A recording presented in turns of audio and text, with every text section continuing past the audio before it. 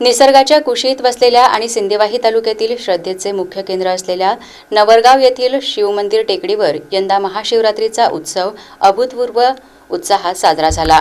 हर हर महादेव आणि ओम नमः शिवायच्या जयघोषाने संपूर्ण डोंगररांगा दुमदुमून गेल्या असून 2 दिवसीय जत्रेत भाविकांचा महापूर लोटला होता। महाशिवरात्रीच्या पावन पर्वावर रविवार आणि सोमवार अशा 2 दिवसीय महोत्सवाचे आयोजन करण्यात आले होते। हे स्थळ केवळ धार्मिक केंद्रच नव्हे तर एक उत्तम पर्यटन स्थळही असल्याने भाविकांनी दर्शनासोबतच निसर्गाचाही आनंद लुटला। 45 वर्षांची परंपरा असलेल्या या जत्रेत हजारो भाविकांनी शिस्तबद्ध पद्धतीने महादेवाचे दर्शन घेतले। उत्सवादरम्यान टेकडीवर विविध धार्मिक कार्यक्रमांचे आयोजन करण्यात आले होते। मंत्रमुग्ध करणारी भजने आणि भक्तिमय कीर्तनांनी संपूर्ण परिसर भक्तीत न्हाऊन निघाला होता।